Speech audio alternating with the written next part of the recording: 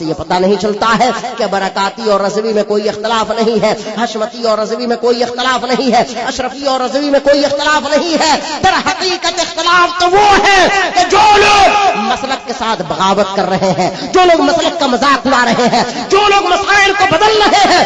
آج بتاؤ کہ جتنی جلدی مسئلوں کو بدلا جا رہا ہے، 30 سال پہلے فلاں چیز ناجائز تھی، آج وہ جائز ہو گئی ہے۔ بتاؤ کون سی وحی آئی ہے؟ جائز اور ناجائز کہنے کا اختیار کرنے کا اختیار کسے تھا؟ جائز اور ناجائز کرنے کا اختیار تو ہمارے نبی کو تھا، اور ان کے بعد کسی کو جائز ناجائز کرنے کا اختیار نہیں ہے۔ ہاں جائز ناجائز کہنے کا اختیار ہے۔ جو ناجائز ہے قیامت تک کے علماء قرآن اور حدیث کی روشنی میں اسے ناجائز کہتے رہیں گے، اور جو جائز ہے اسے قیامت تک کے علماء اور امام اسے جائز کہتے رہیں گے۔ تو علماء کا کام بتانا ہے، کرنا نہیں ہے۔ اگر اپنی طرف سے علماء کو جائز ناجائز کرنا ہوتا تو بہت ساری چیزیں، آج جتنی چیزیں دیکھیے، ادھر چند سالوں میں مائک پہ نماز پڑھانا جائز ہو گیا، ٹیلی ویژن دیکھنا جائز ہو گیا، فوٹو کھچانا جائز ہو گیا، اور اب تو یہ چیزیں اتنی بڑھ گئی ہیں کہ کل تک مسلمان جس کو عام مسلمان ناجائز سمجھتا تھا، آج مولوی مولانا مسجدوں میں بیٹھ کر کے ٹیلی ویژن کی تبلیغ کر رہے ہیں۔ سنت کی تبلیغ کا ڈھیڑوڑا پیٹنے والے وہ مسجدوں میں بیٹھ کر کے ٹیلی ویژن کی تبلیغ کر رہے ہیں کہ ٹیلی ویژن دیکھو۔ بتاؤ کون ایسا ریموٹ ہے کہ جس کی بنیاد پر صرف تم ایک ہی چینل دیکھو گے، نعت ہی سنو گے؟ کیا پتا ہے کہ دن کے اجالے میں تم نعت سنتے ہو اور رات کے سناٹے میں کیا کیا دیکھا کرتے ہو اور کیا کیا کیا کرتے ہو؟ بتاؤ کون تمہیں بتائے گا؟ تم مان لیتے ہیں کہ تم تقریریں سنتے ہوگے، لیکن تمہاری گھر کی بچیاں، تمہارے گھر کے بچے، تمہارے بھائی، تمہارے چھوٹے چھوٹے بھائی بہن، وہ کون سا ریموٹ چلاتے ہیں؟ کوئی ایسا ریموٹ نہیں بنا ہے، کوئی ایسا پردہ نہیں بنا ہے جس پہ صرف مولانا ہی نزول فرماتے ہو، بلکہ اسی چینل پہ اور اسی پردے پہ، اسی بکسے پہ فلمی ہیرو ہیروئن بھی آتے ہیں، ناچنے گانے والے بھی آتے ہیں، برائیوں کا پرچار پرسار بھی ہوتا ہے۔ بتاؤ آج تک ہمارے علماء کو، آج سے 25-30 سال پہلے تک کسی عالم کے ذہن میں اس طرح کے خرافات کا تصور بھی نہیں تھا۔ آج مولوی مولانا کہلانے والے لوگ جو ٹی وی ٹیلی ویژن کو جائز کہہ رہے ہیں، بتاؤ کہ زکات فطرے کی رقم ٹی وی ٹیلی ویژن میں لگ رہی ہے کہ نہیں؟ آج وصولا جا رہا ہے۔ کل تک ہمارے علماء جس پیسے کو دین پھیلانے کے لیے استعمال کرتے تھے، آج گھروں میں ٹی وی لگانے کے لیے وہ پیسہ استعمال کیا جا رہا ہے، چینل چلانے کے لیے وہ پیسہ استعمال کیا جا رہا ہے۔ یہ ٹی وی بنانے والے کون لوگ ہیں؟ کوئی ایسا نہیں ہے کہ مدرسے میں ٹی وی بنتی ہے، بلکہ ٹی وی کمپنیاں بناتی ہیں۔ ہم کو تو ایسا لگتا ہے کہ یہ ٹی وی ویڈیو کے جواز کا فتویٰ دینے والے ان کمپنیوں سے کہیں تو نہیں ملے ہوئے ہیں، ان کا کاروبار تو نہیں چلانا چاہتے ہیں، ان کے کاروبار میں شیئر تو نہیں کر رہے ہیں۔ بتاؤ آج جس طرح سے برائیوں کو پھیلایا جا رہا ہے، بتاؤ ایسے میں دین کو بچانا، اسلام کو بچانا، سنت کو بچانا، شریعت کو بچانا، آج جلد سے جلوس کو، آج دین کو مذاق بنا لیا گیا ہے۔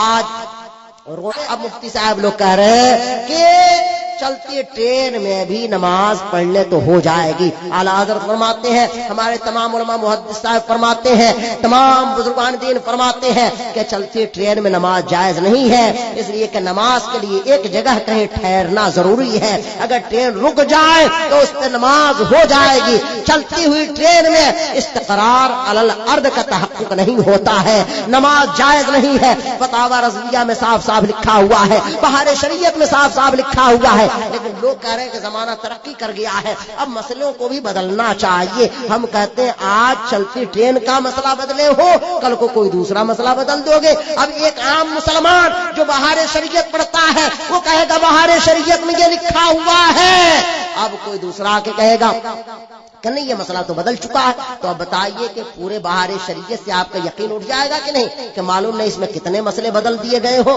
کچھ پتا ہی نہیں ہے۔ فتاوی رضویہ کے کتنے مسئلے بدل دیے گئے ہو، کوئی پتا ہی نہیں ہے۔ اس سے معلوم ہوا کہ اب مسئلوں کے بھی ڈیٹ ایکسپائر ہوتے ہیں۔ جس طرح دواؤں پہ ڈیٹ ایکسپائر لکھی جاتی ہے کہ یہ 10 سال کے لیے، 2 سال کے لیے، 3 سال کے لیے دوا ہے، اور اس کے بعد ڈیٹ ایکسپائر کر جائے گی، تو اب لکھنا پڑے گا مسئلہ لکھتے وقت کہ یہ مسئلہ ایسا ایسا ہے، لیکن ایکسپائری ڈیٹ یہ ہے، فلاں سن میں یہ ایکسپائر کرے گا مسئلہ، فلاں سن میں یہ فتویٰ ایکسپائر کرے گا، فلاں سن میں یہ فتویٰ ایکسپائر کرے گا۔ لیکن یاد رکھو اسلام کا کوئی فتویٰ ایکسپائر نہیں ہوتا ہے، یہ مولوی ایکسپائر کر سکتے ہیں، یہ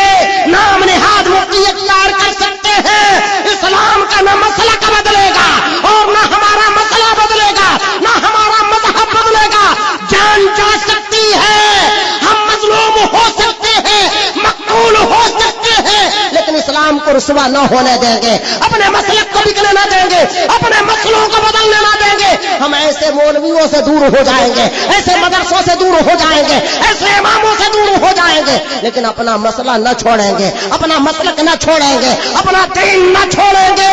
دین کو بچانا، اسلام کو بچانا یہ مولویوں کی ذمہ داری نہیں ہے۔ ہم اپنا کام کر رہے ہیں، اللہ تعالیٰ اپنا کام کر رہا ہے۔ اگر مولویوں کے ذمہ ہوتا، پیر صاحبوں کے ذمہ ہوتا تو نہ جانے کہاں سے کہاں پہنچا دیے ہوتے۔ جیسے یہودیوں نے اپنا مسلک بدل دیا، اپنا دین بدل دیا، یہودیوں نے بدل دیا۔ میں نہیں کہتا، قرآن کہتا ہے وَيُحَرِّفُونَ الْكَلِمَ عَن مَّوَاضِعِهِ۔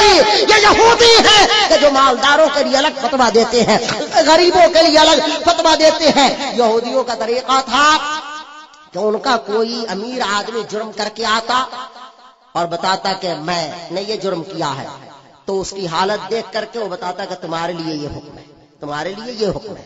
اور اگر کوئی غریب آدمی آتا تو اس کے لیے وہ بات بتاتا جو توریت اور زبور اور انجیل میں لکھا ہوتا، یعنی جو سخت سے سخت بات ہوتی وہ بتا دیتا۔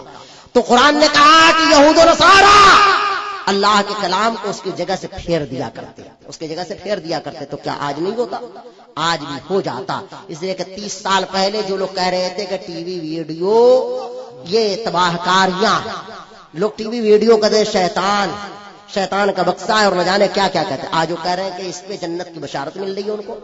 آج کہہ رہے ہیں کہ جس نے فلاں چینل دیکھا تو جنت میں پہنچ گیا۔ عجیب حال ہے، 30 سال پہلے جہنم میں پہنچ رہے تھے، اب جنت میں پہنچ رہے ہیں۔ یہ کیا تماشا ہے بھائی؟ ایسا کیسے ہو جائے گا کہ 30 سال پہلے جو چیز جہنم میں پہنچا رہی تھی آج جنت میں پہنچانے لگی؟ وہی نالی جس سے پخانا جا رہا تھا اسی میں اب صاف پانی آنے لگا۔ عجیب و غریب حال ہے۔ صحیح فطرت والا آدمی تو کبھی اس نالی سے چاہے وہ جتنی پاک و صاف ہو جائے جلدی طبیعت ہی نہیں مانے گی۔ لیکن اب بتائیے عجیب عجیب لوگ ہیں۔ کل تک ہمارے علماء کو دیوبندیوں کا رد کرنا پڑتا تھا، وہابیوں کا رد کرنا پڑتا